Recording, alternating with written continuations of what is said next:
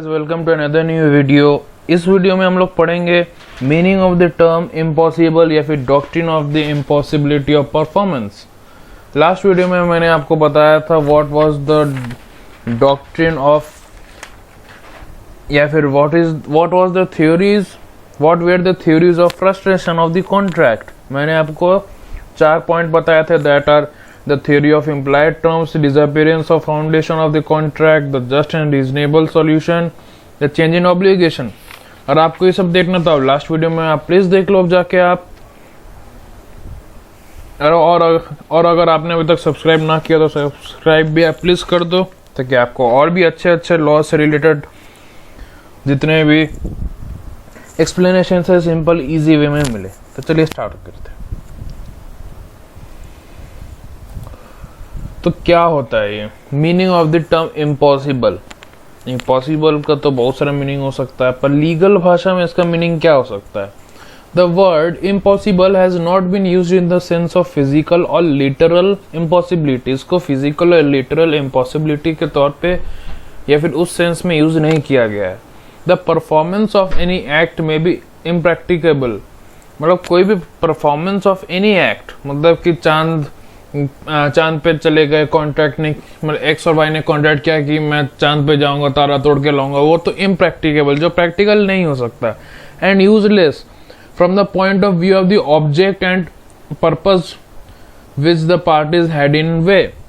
जो भी ऑब्जेक्टिव है या फिर पर्पस है उस कॉन्ट्रैक्ट का, अगर वो परफॉर्मेंस जो करना है वो इम्प्रैक्टिकल है या फिर प्रैक्टिकल नहीं है, यूजलेस है, then that will be called as impossible। ठीक है, तो केस लॉ ले लेते हैं। इन SMT Shrimati Sushila Devi versus Hari Singh, the Supreme court held the conclusion that section 56 of the Contract Act applies to leases as well cannot be accepted as correct। ठीक है, या फिर आप समझ लो एज रिगार्ड्स, या फिर section 56 applies to only, section 56 जो है वो सिर्फ कॉन्ट्रैक्ट पे ही अप्लाई होता है।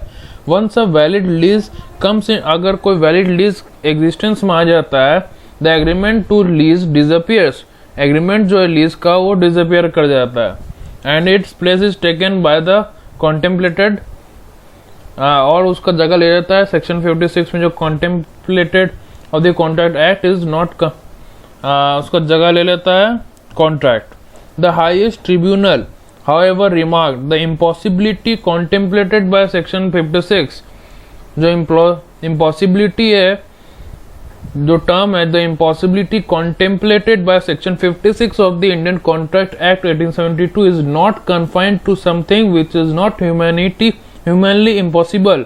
वो ह्यूमनली पॉसिबल थिंग से कोई रिलेशन नहीं है। In this case the plaintiff short to take on lease of some properties for, कोई एक प्लेंटिव जो सफरिंग पार्टी है वो लीज में ले लेता है some properties for personal cultivation, या फिर और सब लीजिंग देम टू अदर्स, या फिर कुछ दूसरे लोग को लीज में दे देता है। The properties in question were situated in tehsil Gujranwala as a result of partition of India, partition of India के कारण August 15, 1947 Gujranwala becomes a part of Pakistan, supervening events, so the Supreme Court held that object become impossible because of the, जो objective of the contract है वो impossible तभी होता है जब उसका जो तभी इम्पॉसिबल होता है जो events due to certain circumstances हो सकता है, कुछ प्रॉब्लम्स अराइज हो सकता है, कुछ सुपरवेनिंग इवेंट्स हो सकता है। Further the terms of the agreement between the parties relating to taking position of the properties also become impossible to perform. उसके बाद जाके जो पार्टीज के बीच में जो कॉन्ट्रैक्ट हुआ था for taking of the possession, वो भी इम्पॉसिबल हो जाता है परफॉर्म करने के लिए। अब परफॉर्मेंस का कुछ एक्सेप्शन है, एक ही एक्सेप्शन है वो हम लोग पढ़ने वाले हैं। Where one person has promise to do something, कोई एक आदमी, मतलब मान लीजिए वाई ने प्रॉमिस किया कि मैं ये तुम्हारे लिए एक्स के लिए एक काम करूंगा, विच ही न्यू और विथ रीजनेबल डिलीजेंस, वो जानता था या फिर रीजनेबल डिलीजेंस से, माइट हैव नोन या फिर जान गया, एंड विच द प्रोमिसी मतलब x did not know to be impossible और अनलॉफुल, एक्स नहीं जानता था कि वो मतलब लीगल है कि नहीं या फिर इम्पॉसिबल है कि नहीं।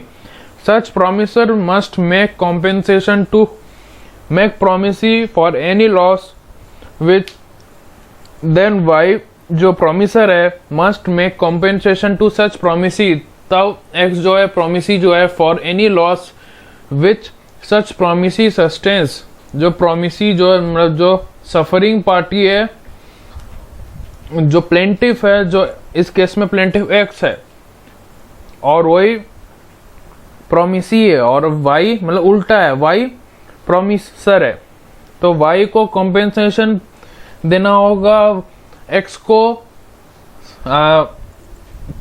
थ्रू द नॉन परफॉर्मेंस, क्योंकि एक्स ने अपना प्रॉमिस पूरा नहीं किया, due to the non performance of the promise.